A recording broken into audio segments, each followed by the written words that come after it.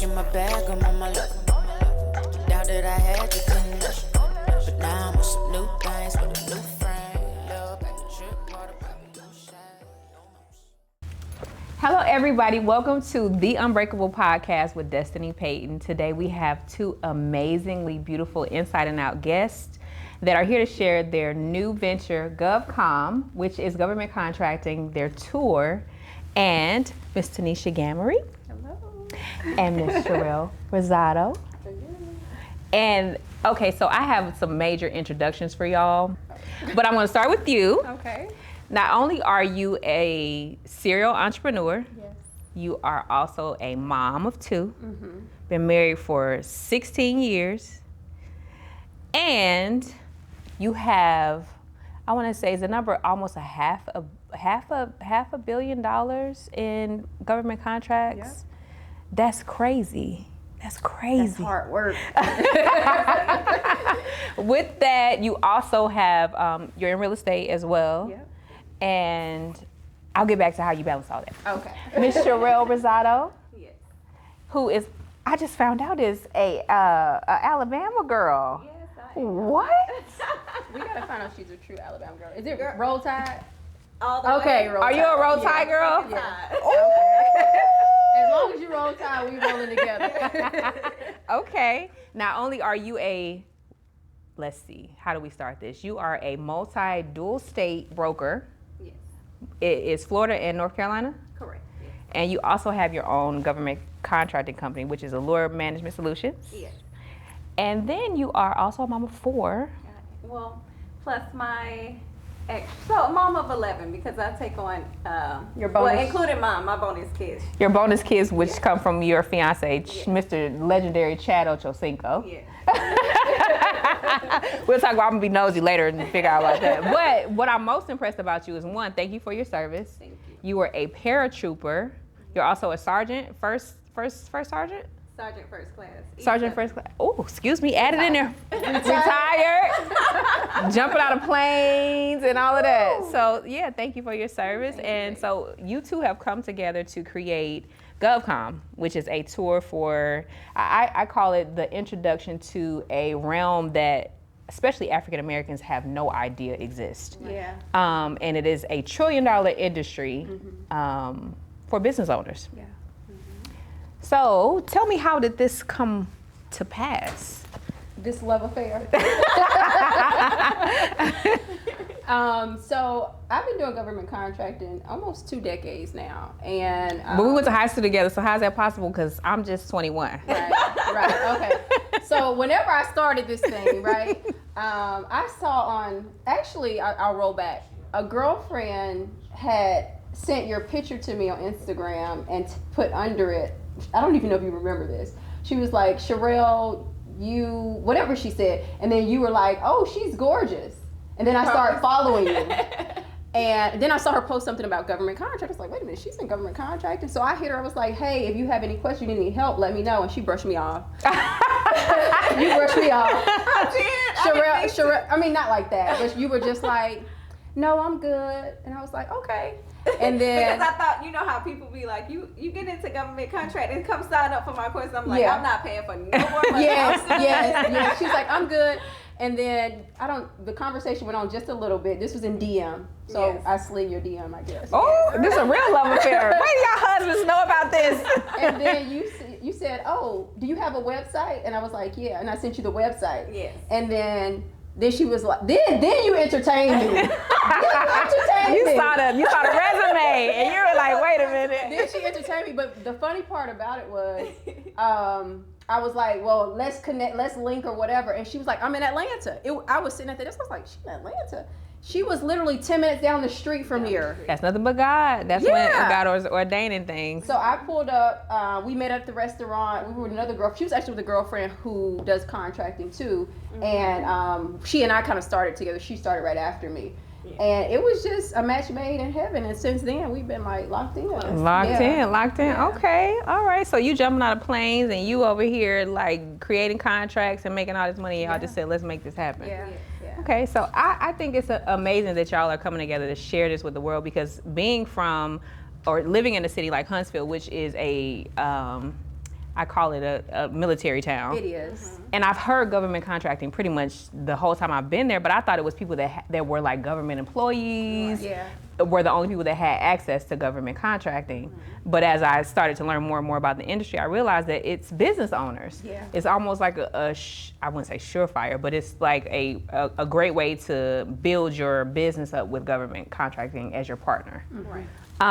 So you're jumping out of planes and giving us 2 years in Afghanistan. Now you are doing, first of all, I forgot to say this. You were on a reality television show. Yes. Oh, I know that word. Lord Jesus, have mercy. Not for the faint of heart. Successful, which was Selling Tampa. Yes. How was that experience for you? It was amazing. We shine our light on a lot of females. So many black females especially got into real estate from watching us and showing that, you don't have to do a lot to get into real estate. You don't have to look at these multi-million-dollar people out here selling. You can be a multi-million-dollar producer just as well. So it was amazing. So it's interesting that you two came together. You both are in government contract. You both are brokers. Both real estate, yeah. So basically, y'all both just We're both from Alabama. That's the most Oh, and then important I'm from part. Alabama. That part. The Southern girls do it better. Yeah. Phoenix City, though. Phoenix City. Listen, Phoenix City is a crossover place right before you get to Hollywood, Alabama. Acting Hollywood. No, I'm just messing with you. So first of all of us having that same, connection, which is Alabama. Yeah. And then all of us being hustlers. Yes. And then all of us being in real estate, because I actually am a licensed realtor, have been for over 15 years as well in 3 different states. Period. Put some respect on it. Put some respect on my name. But seriously though, what would you say is your mission with this government contract tour, the GovCon tour? For me, I think the mission is to educate, is to spread the knowledge, give the information so that our community and it can be equally yoked. From women-owned businesses to small businesses to veteran-owned businesses, just to let people know that they have this opportunity, that it exists. Like, bring the government on as one of your clients. Like, I'm just an educator at heart, and I think it's important just to share the knowledge, share the wealth, and bring other people up with you. So. And you? Same thing, to spread the knowledge. A lot of people don't know you have a lot of skills, and you don't have to work for someone. You can be an entrepreneur. You can have a successful multi-million-dollar business, and our vision and our mission is to show you how to do that. I'm trying to give you $1 billion gains. Listen, with it's $1 trillion industry. It's $1 trillion industry, but they spend several $1 billion every year. And small, that's just small business. And that's our focus, is like, we want to let you know if you just opened a business, or if you already have a business, you're looking on to bring in new clients. Let the government be your client. They buy your product, they buy your service, and you don't make never have to money on worry it. about them running off on the plug. They are the plug. They are the plug. Okay, I love that. Okay. Some clients, they take your service and you don't hear from them, they don't pay, they dispute the charges. Oh, Lord. No. Don't get into that real entrepreneurship when you're in the trenches and you have to learn the hard way. Right, yeah. I always say my clients have the biggest checkbooks. Oh, I love Yeah. that. I love that. So tell me, what type of government contracts are available for businesses? Everything. The government buys everything. They operate over the entire world. So, I mean, from janitorial to overseas missions. We've done contracts overseas. We've done contracts in other states. Selling food, I mean, meat. we saw one for bread last week, you know? So it's like selling iPads, cell phones, whatever it is. So whatever they need. Doing events, speaking engagements, medical staffing, medical supplies, Leasing. every industry, building. Okay. Yeah, every industry, trucking. So do you feel like when you get into government contracting that you should start your business local, state, or like federal? We got mixed feelings on that. Yeah. I did a little bit of both, and I was more successful when it came to federal. Okay. Yeah. Is it a bigger check? Way bigger check. Okay. Way bigger check. Less politics, I would say. But you have to build to that, right? You have to kind of build yourself up and create your business structure. Well, you have to understand the game. Okay. I mean, and then you can apply it local, state, or federal, or commercial clients. But for me too, I prefer federal. My first contracts was on a state level and a local level, but I like the federal because it's much more transparency. You learn a lot more because you get the debriefing, whether after you submit and you might not win, you get a debrief, so they tell you where you went wrong. Oh, that's great. They try to control the good old boy system where there's no good old boy system with the federal. Yeah. With the local, you still have the good old boy system. The local is like, who do you know, who likes you, and then they try and sometimes curtail the evaluation process for who they know they want to be in that position. So it just becomes a lot of back and forth. But I mean, for us, we still do local and state level because you want to keep it diverse. So tell me, how do you feel like people should set themselves up to be able to even be, I guess I would say, attractive to those type of contracts? Certifications. Coming to GovCon. Good answer. No, good answer. Seriously, we have the formula. So you mentioned the tour. We have the tour, which is a masterclass, a one-day intensive masterclass to teach you government contracting. We recently brought on City of Huntsville as a partner. Oh, We have NASA nice. as a partner. Oh, nice. and The big bucks. Yeah, so we're bringing all the information that you need for government contracting to your city. Okay. Yeah. And y'all are, so Huntsville, Tampa, and where else are you? Fayetteville, North Fayetteville, Carolina, North Carolina. Okay. which is another military town. So is that going to be a target place, military locations? Well, it's Or at least really where they have where a it's base? going to be a big demand or big opportunity, so we can bring contracting officials to our audience on site, and that's the goal. But from there, we have the tour, which is the master class for people who need to brush up on their skills or people who are brand new getting into it. And then from there, in May is like our headliner event, which is GovCon the Formula. And who's going to be there? Who's not going to be there? Oh, well, educate me now. I will. Yeah, we have invited so many agencies. So we have agency representation from the federal level and the state level. We have our congressional representative from the House invited to come. Oh, nice. We have the mayor of the city is also invited to come. We have a host of entrepreneurs, stakeholders, thought leaders, decision makers. And we also have speakers that have won billions of dollars. Super Billions. talented speakers. So So y'all are Actually going won. yes. to won the bids. They can walk it. They can talk it. They can talk it and they can walk it. Walk it like I talk it. Oh wait, walk it like I. How many seconds can I say that? Sing that song without being flagged? So I know because I've been through the process of being certified in government contracting myself. So how important is a capability statement? Oh, having a capability statement is like having your driver's license. It's vital. It's essential to, and not just having a capability statement, but having a capability statement that truly reflects your abilities, right, and what you can do. So you can't leave home without it. Can't leave home without it. So what do you feel with the capability statement? What makes it? Well, I don't want to give the game away because that's why the GovCon tour. No, we want to share because I could give you all of this right now, and you still have to come because. You gotta learn how to apply it. This is a foreign language, so you're not going to have a foreign language while watching. You're not going to learn a foreign language watching this podcast, going to the master class, or going to the formula. It still continues after that. I mean, for me, I still learn every day. Aren't you? Oh, I'm learning. Yeah. I'm just now getting into the game. I'm learning. But you've already something won new. some contracts, I have, and you're still learning. But you're gonna always learn. Yeah. So what would you say, just to make the people kind of salivate a little bit, like what's the average number for contracts? Say you started out in a business and you have all of your certs, you have your structure, you have your capability statement, and you're ready to go. You can present yourself as a viable business. What would you say? It's like an average number between what and what would be like a contract. There's no average.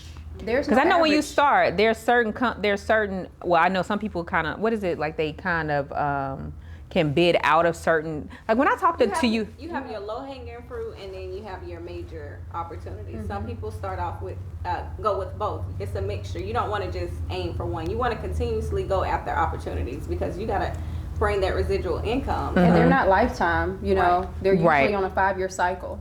I met a lady that the first time I got introduced to government contracting and knowing that I had the capability to get in the industry, she said, "Oh, I started and my first bid was for a weekend bid for a hotel to do toiletries, and I got $10,000, and I was like, what?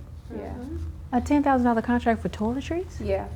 And I didn't mean to cut you off. My first contract was to fly to Reno and for the National Guard and find them a gambling hotel, a hotel conference space, and provide food. And we profited probably $15,000 from that. For one day. Just for one day. 6 hours. Yeah. And we didn't have to do it. And most of the times, Did you sub? Well, the hotel was the main. was the And subcontract. we were the project manager over the whole thing. So Okay. we were just overlooking, making sure everything ran smoothly. Okay. I mean, it really just depends on the type of contract that you're pursuing. Because if it's a lowest price contract, you may say, okay, my minimum, I'll make $5,000 on this. But if it's a best value contract, then you bring your best value, meaning that you bid whatever you want to bid because you have the talents and everything else to back it up. And that's where you truly make most of your money, is on a contract that's going to be best value. So It's very interesting because in conversations with other people and you, and I'm like, yeah, $2 million contract. And they're like, yeah, that's small money. And I'm like, what? Yeah. That's small money? Yeah. A $2 million contract is small money? yeah, I honestly don't even like to go after anything that small. I'm going after everything right now. I'm going after everything. Well, because what I learned is, once you have the past performance, the work that you're putting into it is equal to the work that you're putting into for smaller contracts. So the only difference between somebody who's winning a bigger contract and someone who's working on a smaller contract is that they just pursued it. So I'm like, hey, if they could do it, I can do it. But once you get to a certain level, don't you bid out of a certain No, you price can still range? bid for anything. Really? Yeah, I'm still a small business. Girl, bye. We're still a small business. Based on our NAICS code, I'm still a small business. Speaking of NAICS codes, Yes. so when you structure your business, how important is it for you to have your NAICS code right? Pursuing certifications is important to have your NAICS code that really reflects what you do. But when it's when you're NAICS code for y'all, break it down for it's for your people that industry don't know. classification code. It's the code that defines what your key service is. So there's a code for real estate, there's a code for janitorial, facilities, trucking, Everything. so everything has a code to it, and that's how the government procures or solicits for you to come and buy work with them, is based on your industry code. Let's regroup. So the funny thing about all of us, we've talked about our connection, is that I lived in Alabama. I'm from Detroit, but I lived in Alabama long enough to say it's a part of my, it helped You're a me. Bama girl. Yeah, half. Don't halfway own it now. I got a halfway because Detroit many is what it years is. you spent? Too many. But Detroit. but we all are, transplants or either grew up I'm in an Alabama. ATLian now because I've been here since '97. Well, then I would say the same Yeah. thing because so we're not gonna do that. We're gonna talk about Alabama Okay. and the fact that we all were, PJ girls Yes. from the bottom. Yes. Now we here. Yes. So you But saw, I didn't even know you lived in a project, and I didn't know you. I didn't lived live there. I used to hang out there. Let's Okay. be clear. So you the girls that would come to fight. Yeah, and I fought. Yeah, I did. I fought Forgive me, Lord. I avoided the fights. People always wanted to fight. Well, I didn't have to fight within within your circle. Yes. Yeah. No, I didn't have to do that. Within But see, your Phoenix little City, block. I just feel like it's so small. It's very Like, what's the population? I don't even know now. Let's Google it. So the population is small, and you said you grew up and you remember the apartment number and location of where you grew I up. grew up so my mom was a nurse. She's a retired nurse, and at the time she was divorced at the time. So my great grandparents basically raised us. We would go to school, and they stayed in LP style. Everybody from Oh, that's a blessing. You got a chance to be with your great grandparents. My great grandparents. That's a blessing. They raised us. Yeah. Switch everything. Go pick your own switch. Oh, Switch. they That's a look at good the middle with that Alabama break, look. and they like go And back. my grandfather I grew up in a town where anybody could discipline you. So The village, the Yes, real it was village. the real village. And my grandfather was the most. The eldest in the Yeah, he was the neighborhood. eldest. Like everyone knew him. He was very popular in that area. So was he a Rosado? No. So how I got the last name Rozado? My father is Puerto Rican. My mom Okay. is black. So A Puerto Rican in Phoenix City, Alabama? No. So my dad was in the military. Fort Benning is right across the street. Okay. Fort Moore. Huh? You know it's Fort Moore now. Oh yeah, Yeah, they changed the names. Yes, they did. Y'all telling me something I didn't know. Yeah, because of the Confederate. We worked down. Oh, okay.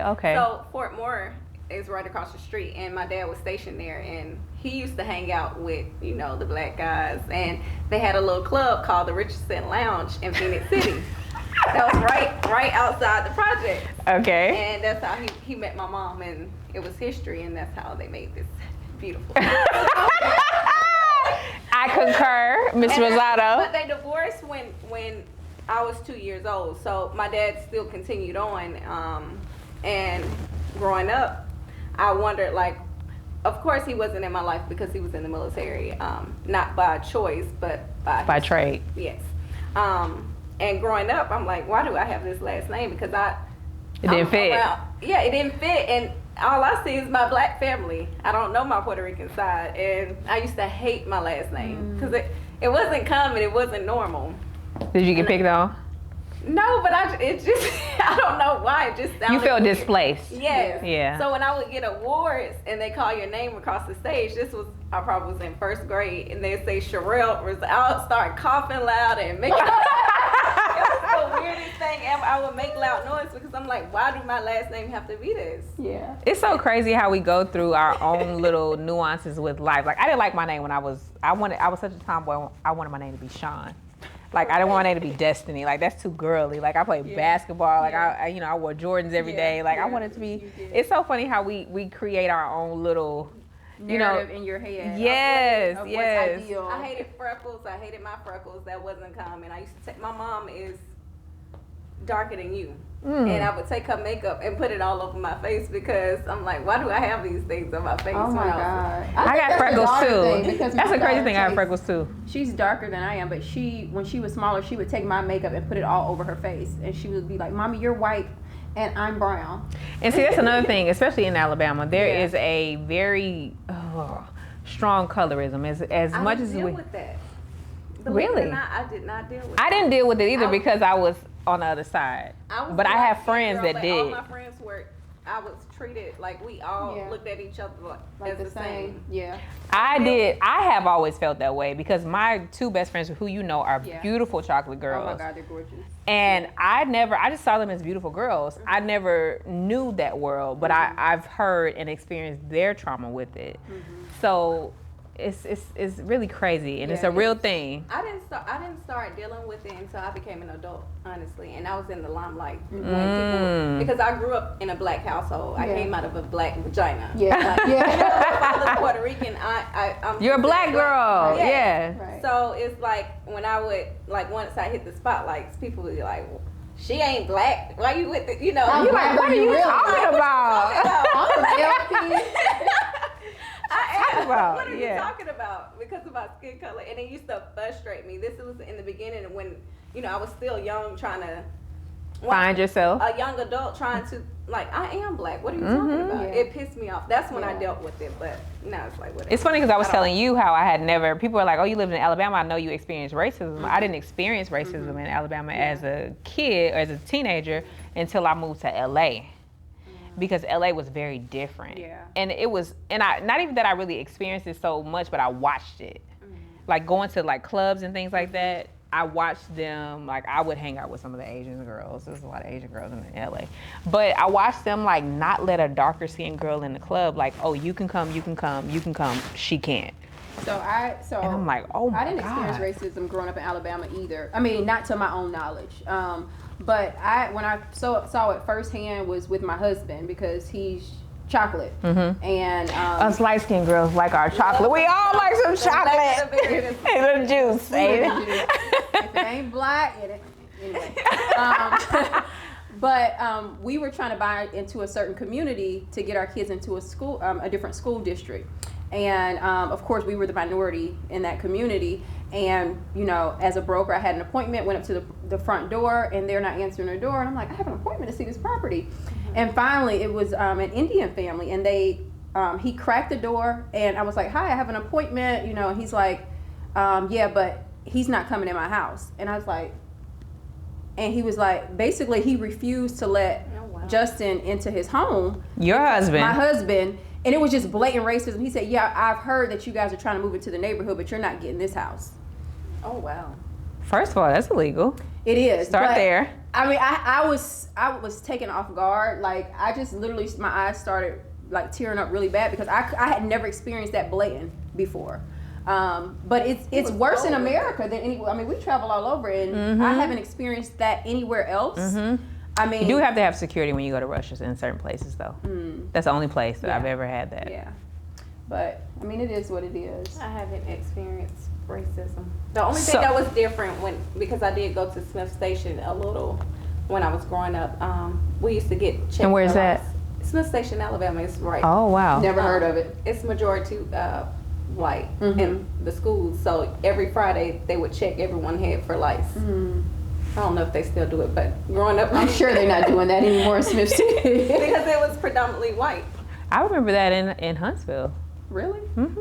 I never had. And I was like, what is that? I never had my head checked. No, they didn't. I remember but that was racist because I think they only checked the white kids. Well, why do you think? Because I don't remember them touching my head. I don't even remember that. But I remember them doing they tests. check- I remember the test. I do remember that. Head down and they swipe your head. Y'all much older than me, so I don't. Girl, even bye. Girl, bye. Stop playing. First of all, I'm just playing. since we're talking about the I guess you would say the pitfalls of diversifying and being of minority in the government contracting world, what experiences do you feel like you've had? I know I've heard you both say that federal you have the least amount of experiences with the Good Old Boys Club. So have you experienced that with the local or state? I've experienced it on both levels. I've experienced it on both levels. When I got into this, I was 19 years old. So I dealt with being young, black, and female, regardless of what room I stepped into. And so, you got pushback all the time. So on the federal level, we had an instance where, and it's crazy because it actually started out of Alabama, where they had to give us what's called a certificate of competency for our company. And we had to submit this large package, and I won't even go into all the details, but long story short, they denied the COC, basically said that we weren't competent enough to do the work. Certificate of competence is what COC, okay. Competency, yeah. Competency. So they denied it, and when we had our debrief about it, the gentleman just kept saying, you just should have taken a deeper dive. And I'm like, what does that mean? You should have just taken a deeper dive. And then when he asked me a question, I'm like, do you see this in chapter 2, page 10, verse blah blah blah blah blah? Woo. Don't come in here black, ready, and educated. Yeah, I'm like, and he's like, no, I don't see that. And then his counterpart, what he didn't know that I had sent the same package to both of them, and literally did a control find and changed the term, so they had the exact same package. I'm like, well, do you see this on this page? She's like, yes, ma'am, I do. And then he's like, well, I said, so can you give me something more of substance, because I'm not understanding this. So he just kept going on and on. All he could just keep saying was a deeper dive. So literally it was blatant, I don't know if say racism, but basically they didn't want to have a minority woman on. He didn't feel that we were competent because I was a black minority. Yeah. Did you Needless ever? to say, it was overturned. Oh, well, okay. That's how you. I wasn't gonna stand. Don't play with me. I wasn't gonna. Stand I'm not down. one of them. Yeah, I'm not one of them. Definitely not one of them. So for you just said it was on a federal level that you had that experience before. No, I have not had that. Well, local. Okay. It was more of the Good Old Boy system. But no, I haven't had anything to that point yet. And I've had it on the local level too, in an instance to where they didn't like the fact that I drove a Porsche. And so they made sure that they put it in a situation where they didn't renew my contract because they thought the contract was paying for me to get a Porsche. I wasn't making enough money off of that. I mean, I'm in real estate. We do commercial real estate. We make money regardless. I made money before I got into government contracting, So you deal with that, a lot of envy, a lot of, but you just have to keep pushing forward because it doesn't stop there. And you have to know your value and what you bring to the table and just stand on it. Like, you just have to stand on it. You absolutely do. It's funny, we talked about that on the way over here when I was telling you, like, being in the judicial system and dealing with, you know, oh Lord, let's not even go into that. It'll be a whole nother podcast. But, you know, my attorney telling me to dress down when I went to court. And I'm just like, well, what do you want me to do? Yeah. And it's like no makeup, no designer, no hair, no nothing. It's like dumb yourself down so that these people can feel comfortable with you stepping in their courtroom. No. Oh, I'm never doing that. I'm never doing It was asked of me. Yeah. It was asked of me. And I understand your situation, but for me, it's like what you see is what you get. Either you're gonna like it or you're not, because I'm not for everybody. You know what I mean? Everything's not for everybody, but you will find your community or your community will find you, and that's what you have to work with. You know. That's what I love about this tour, because you guys are creating a community that people don't realize how this government contracting industry and the tour that you're going to be providing, the education that you're going to be providing to people that come out is going to be, it could be life-changing for them. It is. One contract could be life-changing for them. It is. We just said we both came from the projects, and we started Hello. from the bottom, right? Detroit, hello. And I mean, so anything is possible. So it's whatever you manifest into your world is what you get. You know, even though I was there, I never believed that I was supposed to be there. Right. I knew for me, education would be my way out. So I just kept pushing and kept pushing forward. So you experienced the same things, because I haven't delved into the industry as deeply as you two have, but I've been a corporate Black young woman in the boardroom where I'm the only Black person, period, and the only woman, period. And it's like they love it, but at the same time, it's like intimidating, because I remember just sitting in board meetings and then we would talk about different ideas, and I would say things, I was so excited, and then they were like, oh no. And then like 2 meetings later, somebody else and said I'm it's sitting okay. there like, what? And it's okay. Yeah. And I got to a point where meetings, I was just like, I wouldn't say anything. Destiny, you have anything to add? I don't have anything to add.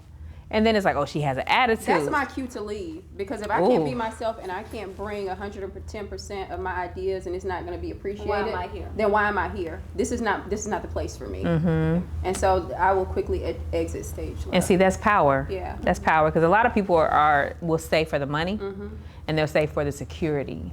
But when you step into knowing who you really are, and when you step into, like you guys have created, created your Don't have to own. worry about that. Yeah. Yes. So I've walked away from money and not knowing what Girl, I contract have was too. going to be next. You know what I'm saying? I don't stay for security. I'm okay with knowing who I am and moving on, because I know God's going to open that next door for me. Period. Yeah. Period. So we talked about just starting at the bottom. Now we're here.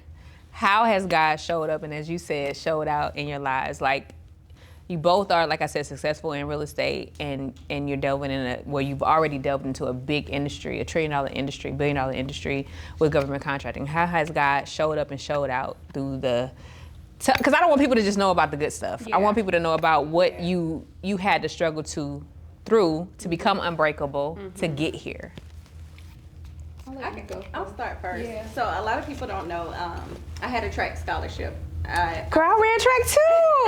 Yes. What did you I run? was a 400 runner. I was a 400 runner, but you look faster than me. I don't know if they still there, but I set a few records. Always. Let me be quiet. I didn't run track. Y'all didn't hear that. You were setting played with it. I was records. on We the won the 1600. state championship, but I didn't set records on my ninth grade year. indoor. Outdoor. Oh, okay. All right, girl. Don't try to brag. Go ahead. But I lost my track scholarship. I was a teenage mom, and I had my daughter, my 12th grade year, and I thought my world was going to end. I told my mom, I want to have an abortion. This one. All my friends were out having sex. I did it one time and ended up pregnant. Yeah. You're one of the one-timers? I was a one-timer. Ah. Baby, that will happen to you too. And I was so pissed, but you know, my mom said I was embarrassed. My grandfather was a pastor. He's like my Oh, best so you're friend. a PK. Yes. So Grand PK. Yes. This is And crazy. he prayed with me. He was like, "Young lady, you gonna be fine." And he prayed over me. He said, "God has His hands over you." And I graduated from high school. They wanted me to go to the pregnant school. I'm like, "No, I'm staying with my class." I graduated top 10% in my class. Yes, and ma'am. I ended up going to the military, and that was the best decision I ever made, because it taught me discipline, taught me structure, and how to be a better parent. Not saying that my mom was not a great parent, but she did what she could. But it taught me how to be like Tanisha and I was talking. we grew up in a household where we speak, you shut up. Oh yeah. Mhm. Stay in the child's place. Right, that affects you as An your adult. communication skills. Yeah. So, Absolutely, because you're stifled. right. Yeah. So I was able to. I went through therapy, learned how to be able to raise my kids better. I'm a proponent for therapy. Yes. My son is 3. He's in therapy. That's good. Wow. So now I let my kids, I let them express themselves. They talk to me. I don't care how it is. Let me know what I'm doing wrong, because we can be. We wrong talked about sometimes, that. too. Yeah. But overall, I thought my world was going to end. I went into the military, and it's just as I kept God first throughout everything, and He just has continued to bless me. Not saying that I have my bad times, but the good does outweigh the bad. Absolutely. Yeah. What do you have to say about That just made me emotional. It made me emotional because I guess, like, I always love your energy. And just hearing that story, we connect on so many more things than I even knew, So I got pregnant with my son my senior year in high school, too. Wow, we have so much in common. Yeah, I graduated the top 5% of my class also. And my family was kind of like, you need to have an abortion. You need to have an abortion. He's not going to do anything but leave you. You're going to be a teenage mom. You're going to be by yourself and blah, blah, blah. So I have all these things going in my head. And I'm just like, I just want peace. Like, and I was so young. So I've been with them forever because my aunts and everybody kind of raised me coming up, my grandparents, my aunts and everybody. And so I'm trusting them, but I'm in love with Justin. And I'm just like, I don't know what to do. And he's like, do whatever you think, whatever you want to do, I support you. And they're like, get rid of the baby. Do whatever you want to do. Get rid of the, and I'm just like, oh my God. So I didn't know what to do. So we ended up having a baby. My son is now 20, Your right? twin? My twin. He's a blessing. So that was definitely like a kind of like a rough period, or just because it kind of separated me from my family, which I kind of knew all my life. And so that was really tough. But growing up, like I was telling Sharelle, I really didn't have a voice, and people wouldn't believe that. Like you said, don't go back to your shy self in high school. Yes. Well, my mom, she really didn't allow me to speak. Like, it was like, I don't know how damaging it was, yeah. So you'll find me, I'll quickly go back into my shell. I'll become introverted and I'll detach from everything and everybody, including Justin, including the kids. That's and a I just, trauma trigger. it's such a trigger. So, that was kind of rough growing up. And then my dad wasn't there, he was incarcerated and still is. And so it was like, you grow up with a mother who, she does her thing and she's not there fully, and Doing then her best because she has what she has. and she was in nursing too, so I didn't know your mom was a nurse, but my mom was in nursing. We have so much in common. Yeah, and it's just so crazy, but so you just never really felt like you were loved. You know what I'm saying? Like, you never felt like you were good enough. Like, I always, or you belong. I always made good grades, and then no one ever, signed my report card or came to the award ceremony when you're walking across stage. And so you just felt like you were always alone, like you always had to do everything yourself. And it was a difficult time.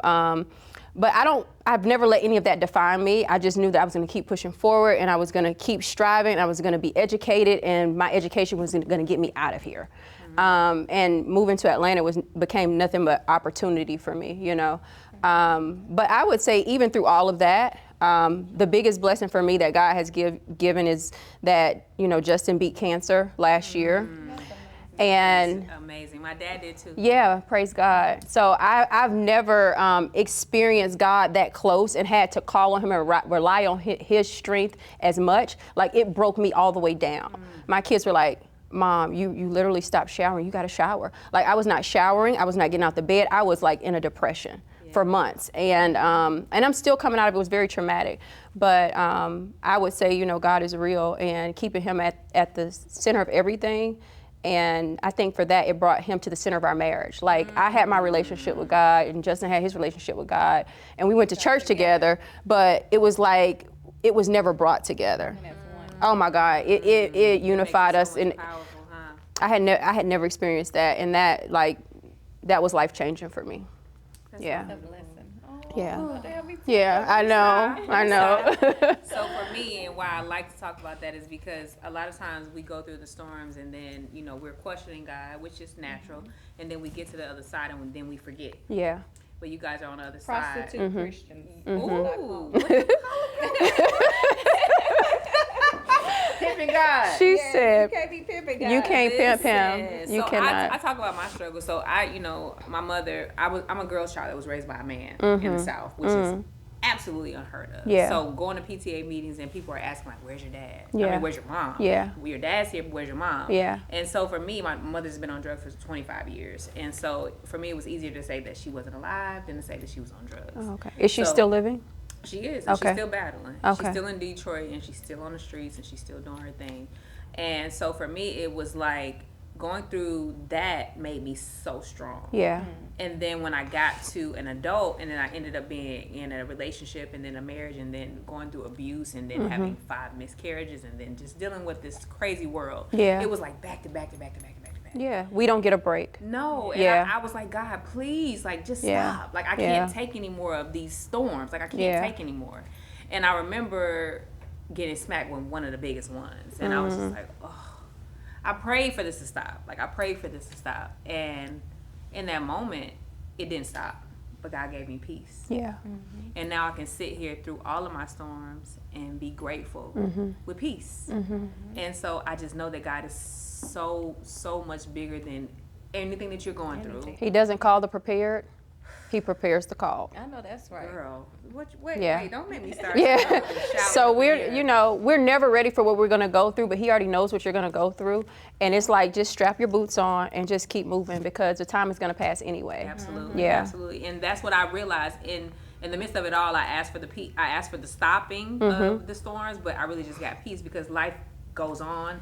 Life be life. Life be life. Life be life. Yeah. But when you have peace in the midst of it, you become what I call my podcast, which is Unbreakable. Yeah, I love that. Yeah, I love that. Thank y'all so much for your time. Thank you for sharing all of your stories. Thank you for sharing GovCon, the tour that's coming to a city near you. Yes. Get to this bag. Visit the website. Okay, let me Tell drop them a where they can find you. 24. .com. Wait, say that again. Where can they find you? GovConFormula24.com. And Instagram, GovCon Formula. Yes. And did you guys want to share your handles personal as well? Sure, I'm at Mrs. Glamory. I'm at Sharelle Rosado _.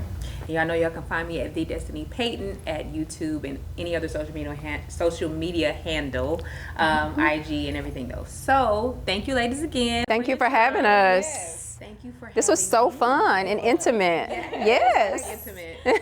Now, y'all said y'all had a love affair, so now it's a threesome. It's a Yes. Cheers to that. Cheers with your no drinking self, but we're gonna have a drink for you. Okay, I love it. I'm here for it. Bring that down. Back in my bag, I'm on my luck. Doubt that I had to finish. But now I'm with some new things with a